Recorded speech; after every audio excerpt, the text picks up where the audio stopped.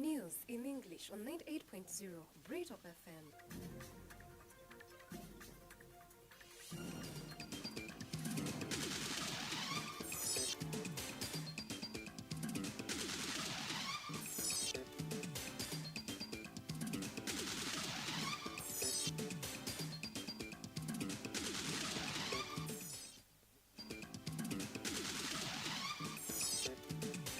Very good morning.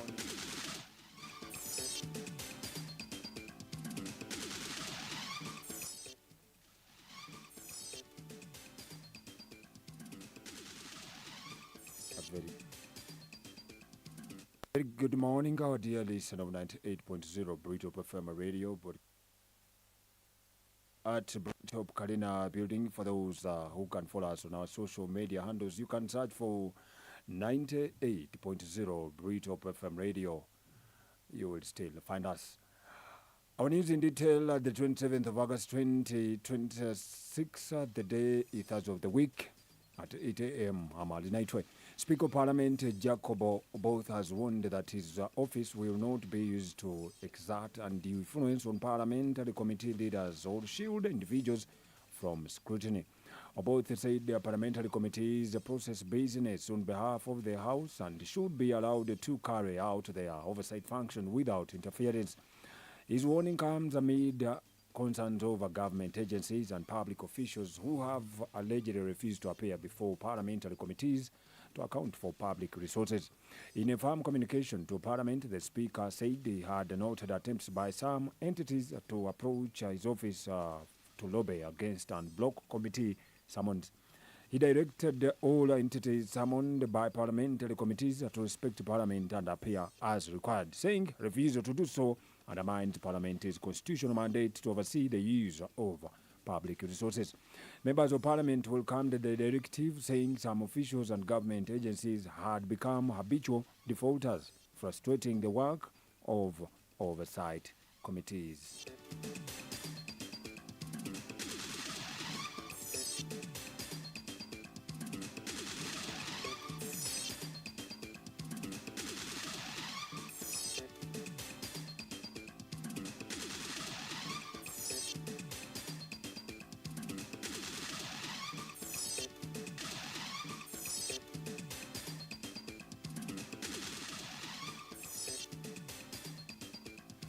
Farmers in Mungando and Kikoboza Local Council and the Bogogo Town Council have been left stranded, others homeless after a heavy downpour which destroyed gardens and roofs of their houses. NRM Chairman Bogogo Town Council, Mr. Vincent Mukarazi, who was found in his destroyed banana gardens in Kikoboza, said rain started at around 5 p.m. on Monday with a strong wind and storm that left their gardens destroyed and 2 classrooms block roof at Mugando Primary School were taken away. He appealed help from the government and the political leaders. Our reporter talked to Mukalazi.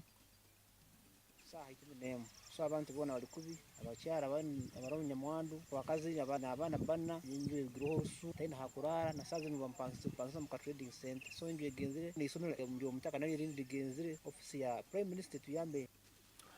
Mr. Francis Tonjirwe, Luciwan Chairman Chikoboza and Toshabomwe Edison Chairman Luciwan Mungando appealed for help from the government and district leaders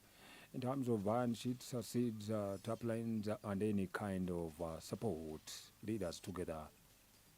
Azbezini kashanke 11 ihunga umuyaga guru mwirima munonga washweke cyaro cyone cyo cyashikubuza ne serious yo mungando yona yashoko mwirima hize muno rubare rwatira bihimba mega gwatwarenju tumazero bwire bwingi tutine njura bitukegire kwijayija eryekize itandikire tine mane rinche konkake mazere hazamo umuyaga hazamo rubare buryo umwe habirari yayekingirana. Mayor District Councilor Bogogo Town Council Biamukama Claudine visited the victims and pledged to follow up with from top district leaders for help. He cautioned the people on tree planting to stop such winds. Tubase okubyara emiti abase kutuyamba muyaga abo kwatesha heji abantu emiti bagitemire bagiyamwa amakara za fene emiyembe ebiti bihwire tubase kugaruraho ibitebyo niko myaga gwayizire gubase kuburira omu bitebyo ekicweke eki abantu berarikirire munonga abandi nefuzi abandi nefakazi tibini kurara.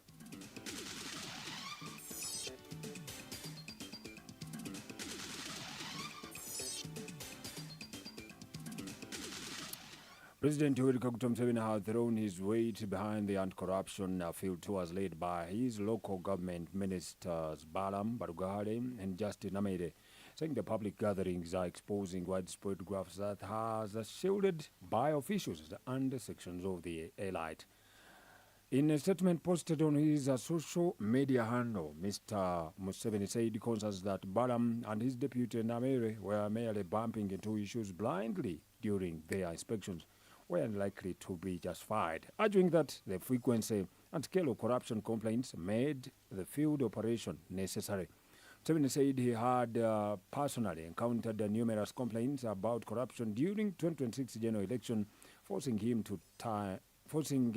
at times to interrupt his campaign activities to address grievances from citizens, including allegations involving party involvement model.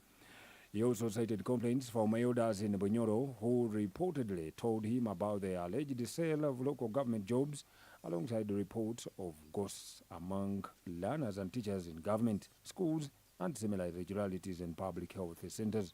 Against this backdrop, Museveni said the concern that Balaam and Namere could be investigating matters without sufficient basis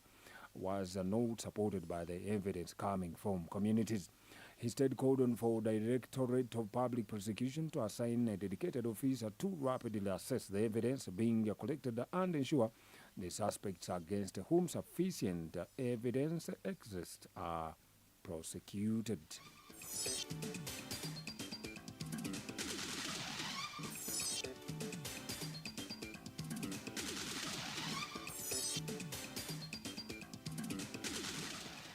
Members of Parliament's Health Committee have questioned the Malago hospital officials over reports that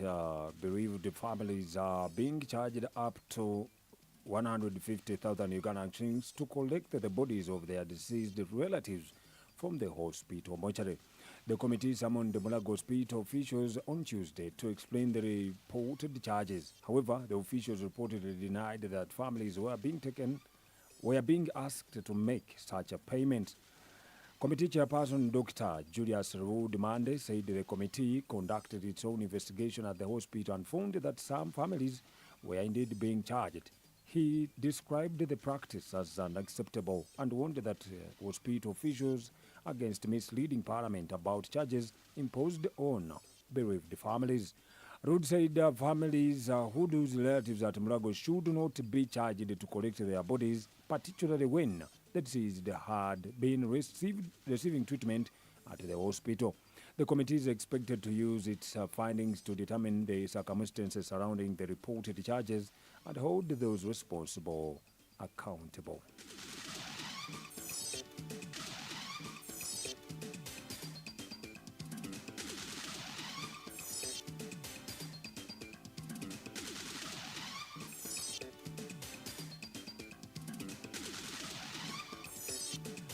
You're still listening to 98.0 BRITOP FM radio, broadcasting here from the heart of Chegegwa at BRITOP Kalina building. Find us on our social media handles, 98.0 BRITOP FM radio, YouTube channel, TikTok, Twitter, Instagram, Hams app, and www.britopfm.com will take you to the international news.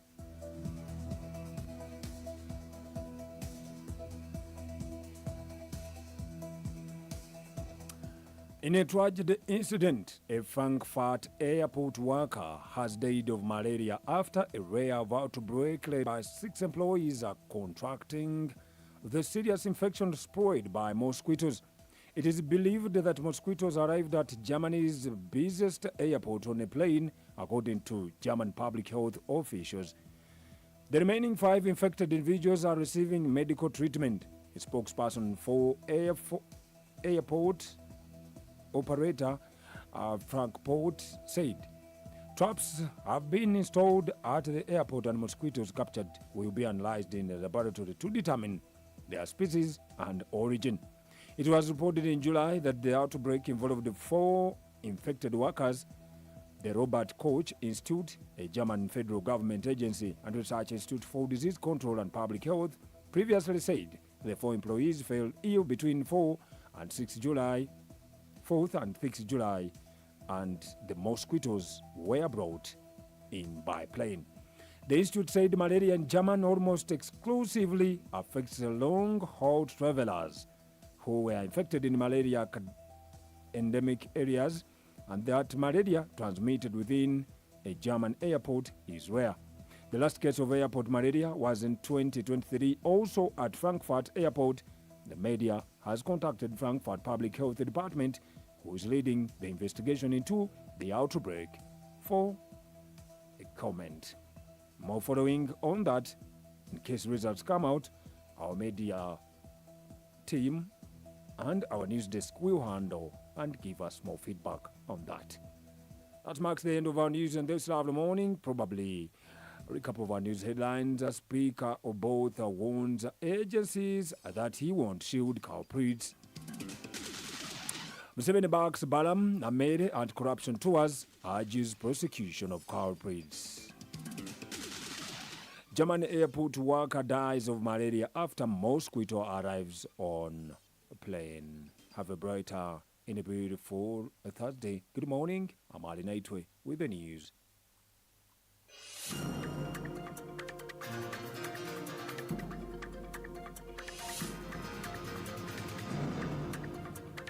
That was the news in English on 98.0 BRITOP FM.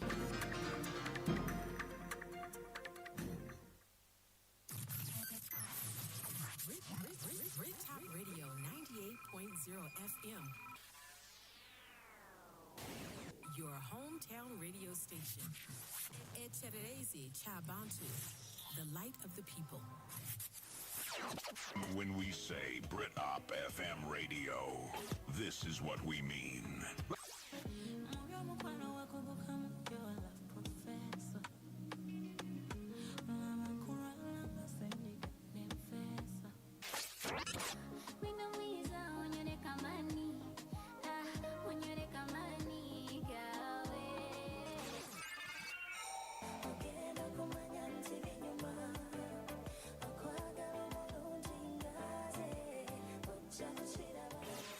Entertaining you is our daily thing.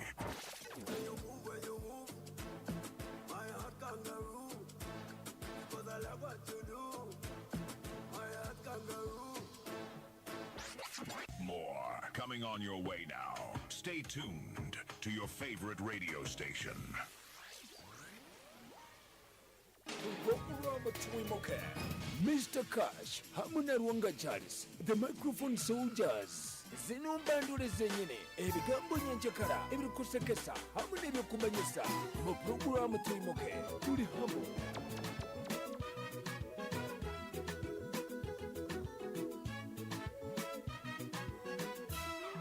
Kabirina ke wange, yoli otya gwe njagala, kubuuza nsiringana, njagala mmanye nga bw'oli buli ddakiika, kano nsanyusa, oli mulungi osaanira, walungiwa, ne bakazi banno batya, ate bba abasajja, bakuli bubi ekuteekewa, kuba buli gy'oyita nfudde babeera bakwana. Sirina manyi galwana n'abakwana yenkole ntyawo, olina okuntasa abakwana n'obagana, hani manya nti bwe baba bakututte obeera otebudde, sirina buyiza buganda bakwana, naye bwe bakwana tuwuliriza, sirina buyiza buganda bakwana, naye bwe bakwana kubeera wala. Lumu nawawa mukamutulo, naloota bagayi bakukwanye, nga bakutwala bakutadde mu motoka ebbeeyi, emotoka nagikuba naye bankube ngumi sizitenda, nyamba ebirooto bikome mu kuloota, kuba munange nkwagala, oli mafuta mu bulamu bwange, woggweramu sitambula nzikira, sirina manyi galwana n'abakwana yenkole ntyawo, olina okunta kuntasa abakwana n'obagana hani manyati bwe baba bakutute obeera otebudde sirina buyiza bugana bakwana naye bwe bakwana towuliriza sirina buyiza bugana bakwana naye bwe bakwana gobera wala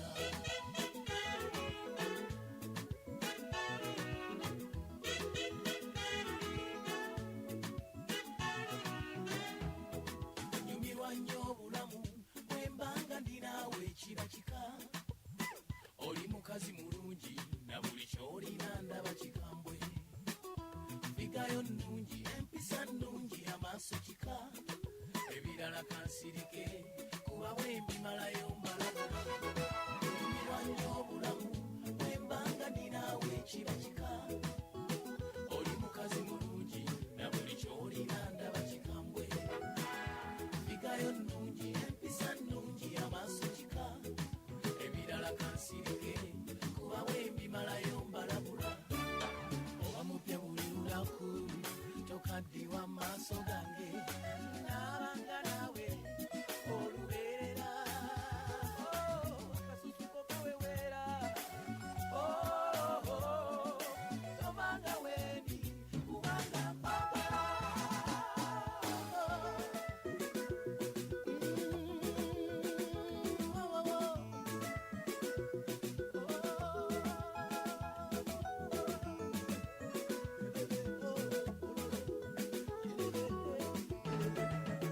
ekitetera okutya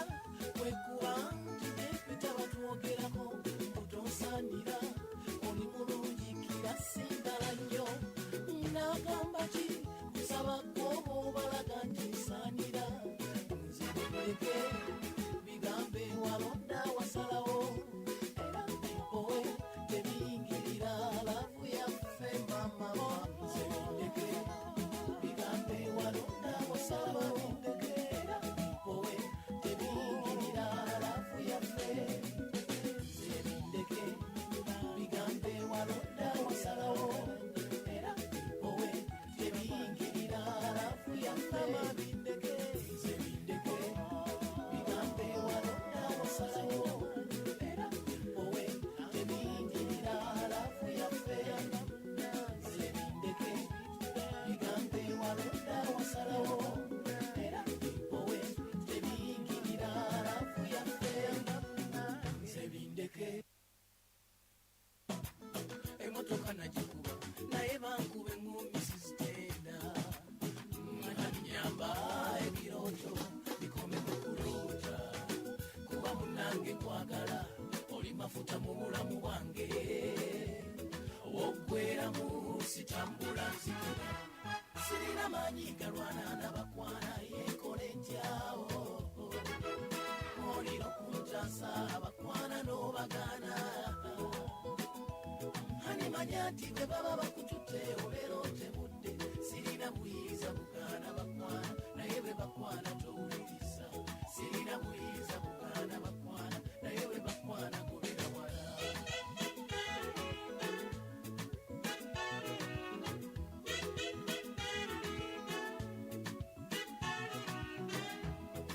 nyumirwa nnyo obulamu bwembanga ndinaawe ekiba kika oli mukazi mulungi na buli kyolina ndaba kikambwe figayo nnungi empisa nnungi amaaso kika ebirala kansirike kuba bwembimalayo mbalaga nyumirwa nnyo obulamu bwembanga ndinaawe ekiba kika oli mukazi mulungi na buli kyolina ndaba kikambwe figayo nnungi empisa nnungi amaaso kika ebirala kansirike kuba bwembimalayo mbalabula oba mupya buli lunaku tokaddiwa maaso gange nabanga nawe olubeerera akasusuko kaweweera tomanga wendi figayo nnungi empisa nnungi amaaso kika ebirala kansirike kuba bwembimalayo mbalabula nyumirwa nnyo obulamu bwembanga ninawe kiba kika oli mukazi mulungi nga buli kyolina ndaba kikambwe figayo nnungi ebitumbwe birungi mama nyaki kanzirike embimalayo mbalabula oba mupya buli lunaku tokaddiwa amaaso gange odokerera kasokabwira Ndi kubanga nkwagala mama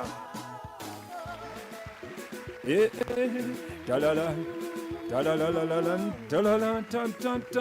ekindetera okutya lwakuba nti mama bakwogerako tosanira oli mulunjikira sindala nnyo ekyo gwakyogedde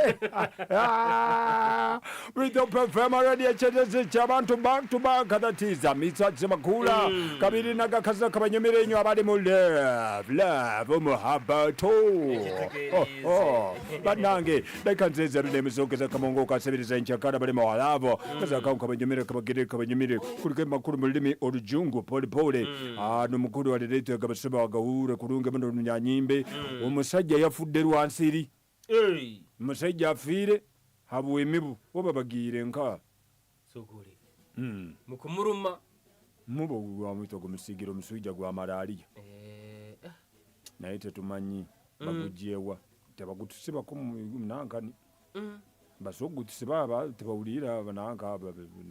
abanda tebawulira bajagamba ati guno omubu paka gulugire mu Afirika. Press Review erizire mu mpapula z'amakulu. Press Review gayizire mu mpapula z'amakulu. In the morning, Press Review. Press Review in the morning mpapula z'amakulu kusinira okubayisa bikebigera bayisa this in the morning tungo mpapula koga muduka yona runo outlet supermarket na handi omanye biri mu mpapula z'amakulu. But for us just tukwatira mu kataito we tip you. Follow us on YouTube, TikTok, Twitter, Instagram. Then wala YouTube live kirije kwa notunga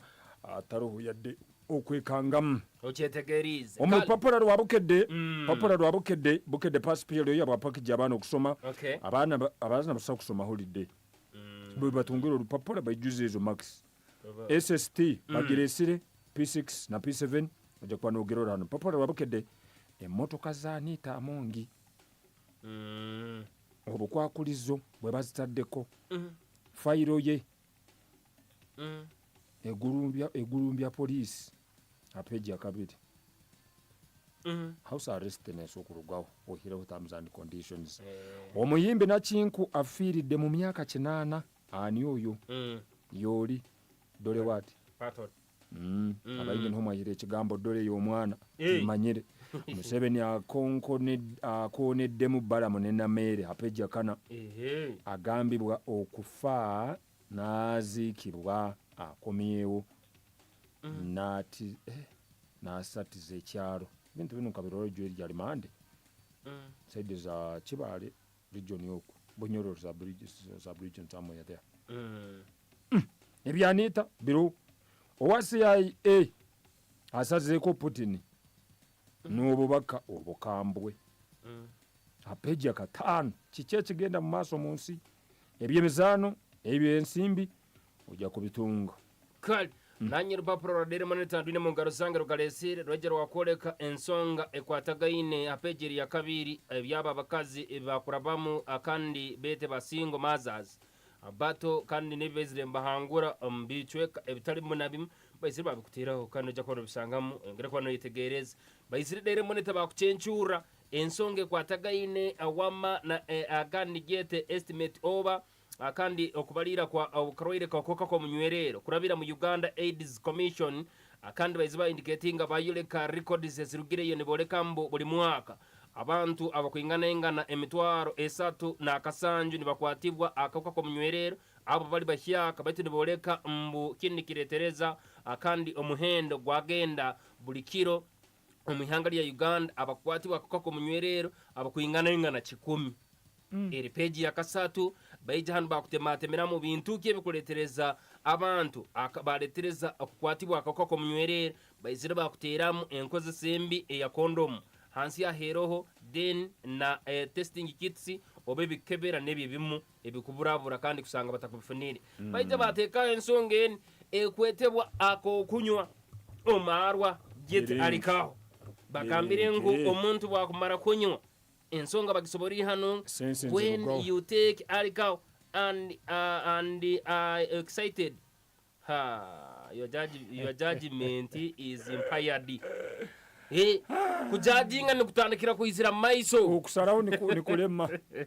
asombo ebimuntu bisazaho kasto muntu abamazire kunywa bagamba mbicweka ebikyasingire yo kuba nakoka ko munywerero bakwandikira mu district etazimu nazimu niboleke mbe kulembeiremu kuliriza kurungi ankole baine % ziri mukaga no bucweka buli busatu baije bagamba busoga baine obucwe % 3 no bucweka bubiri toro obucwe % zirina no bucweka buli mwenda nosi Buganda bagambira 5.8% musauzani Buganda ne baleka mbamazima agalibo bali mu 7.5%. Tenders 15 mu Popular New Vision zirimo ebitongole bingi UETCL ECOP Bank of India the Judiciary Northern Uganda Youth Development Center Public Service Pension Funds nebitongole bingi ujja kuba nobirora hano tenders ujja kuba nobirora ndizeza kwatamu why speaker Anita Monge ine byagambire hano hanyuma yo kugamba hati you are free usobora kutambura ngiro kwenda usobora no genda heru no sesa no ngano kwa munju yawo kintu weke no kuturuka ukutakasana ukakingura una gate ukagenda hari haduka ukagura yekiyenju mubundi na mukene hata ebyo kusibera uwawe mukatu cyakoze iki tibicyaro why ine byabaliza hano no manye igihe kibaira hatwita asimire president wori kaguta Museveni yasima CDF ngo habwo mutema nembabazi ezibakozire bojo ngambe kende keki bwaru kubali niwe mbeno hano ebintu bibakwasire account bakazisaraho bazifukya mbacharora mazima kwe mtendera yisimi kukuzayizeni kuoko beriyaho kale omugandi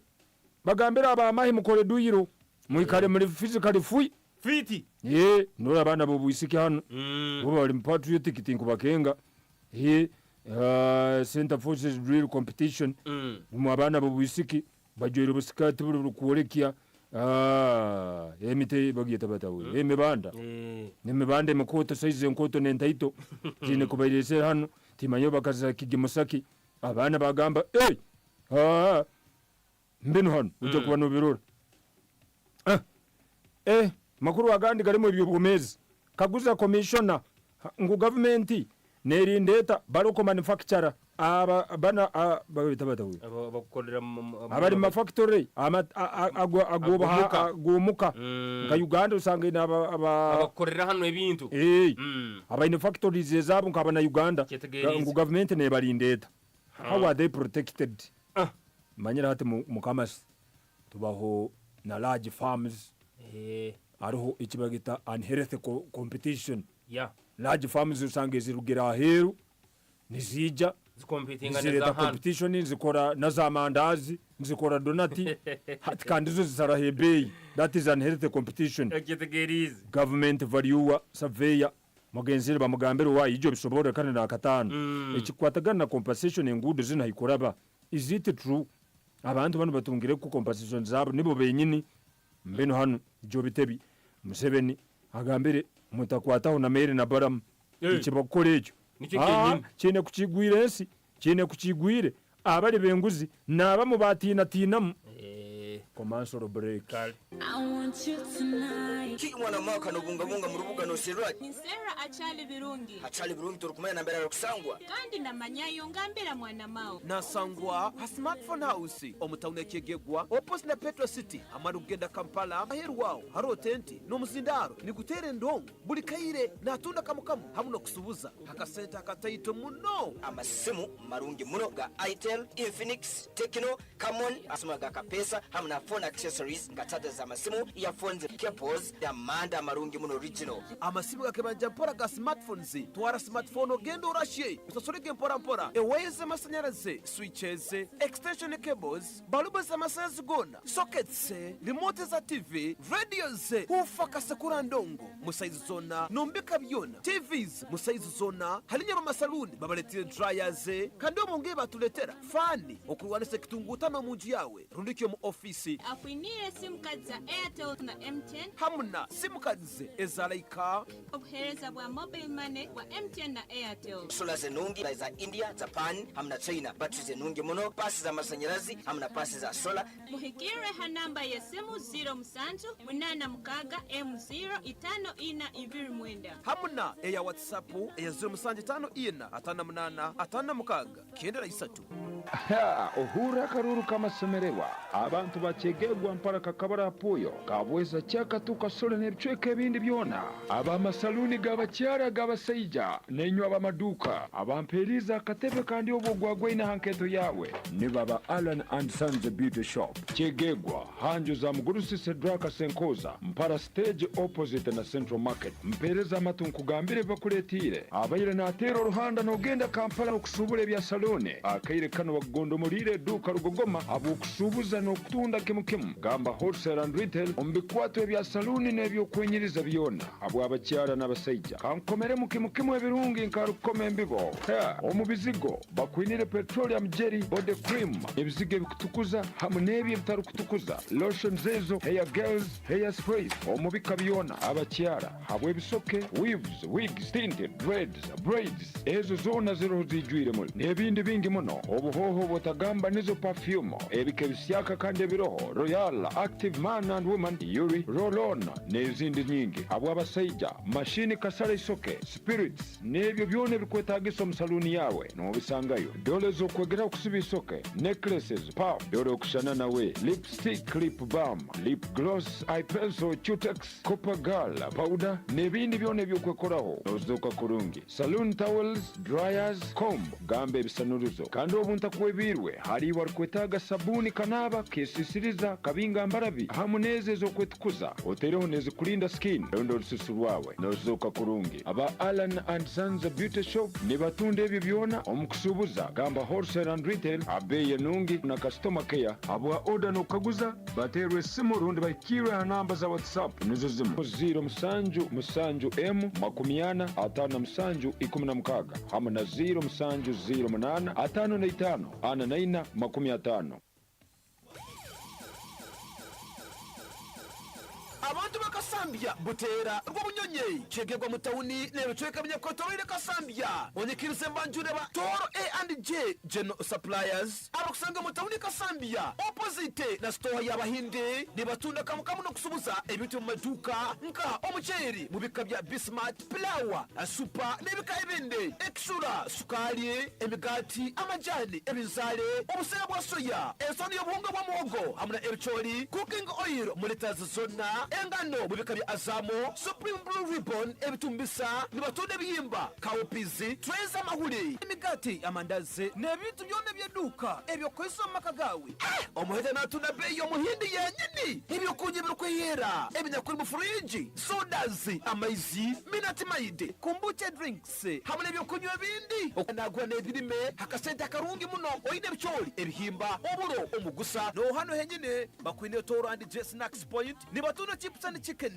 chips and beef chips and liver plain chips pilau and beef pilau and chicken egg rolls amahule ganya kuchimbire black tea milk tea African tea hamuna breakfast ya katogo akanyakunuzire chapatis juice soda amaize cocktail juice no buhereza bwona teresimo kole order bakwetere cyo kurya olionulirwe 07 mwenda M 04 asura 3 nkaga na 2 hamuna 07 mwenda 0 nkaga na 2 nsanju nem nsanju na musanju tera general manager owekitinesa granti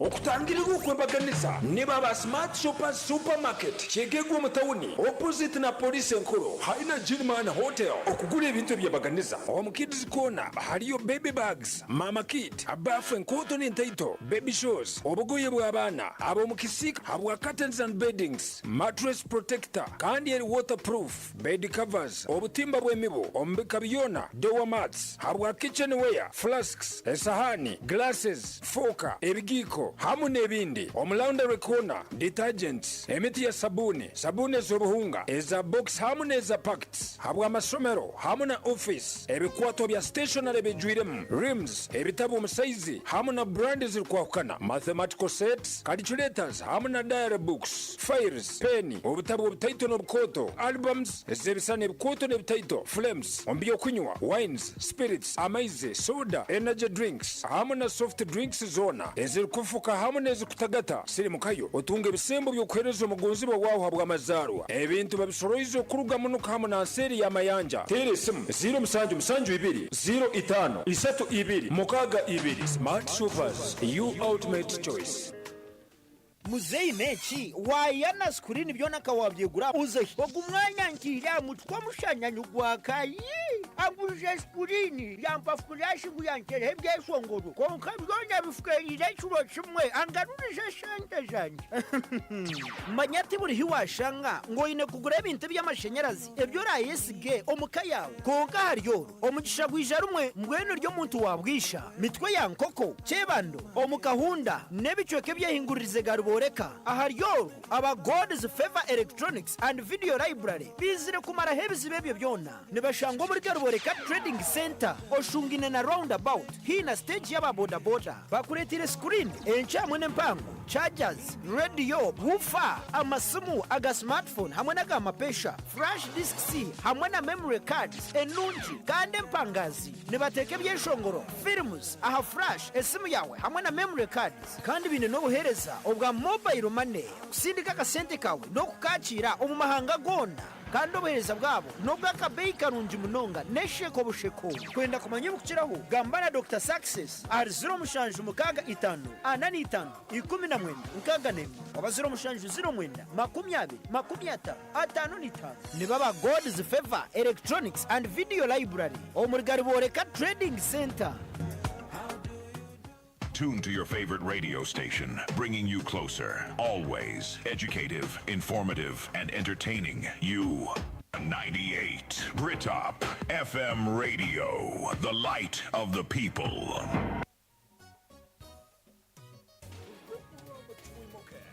Mr. Cash, Hamuna Rwanga Charles, the microphone soldiers. Zino mbanduri zenyine, ebigambo nyanjakara, ebikusekesa, hamwe n'ebyokumanyisa, mu programu TWIMUKE, turi hamwe.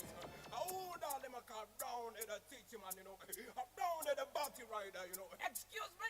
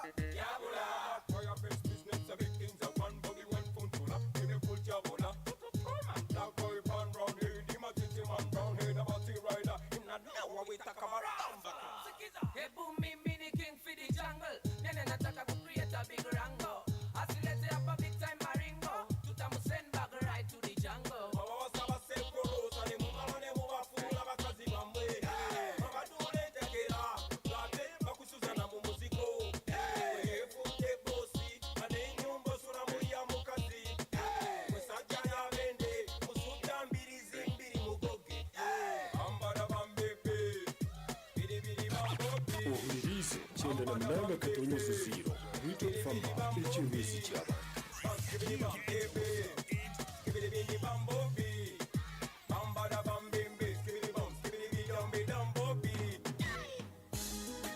umurugubwe rwachegekwa niyo chenda na minanga katonyoza zero BRITOP FM.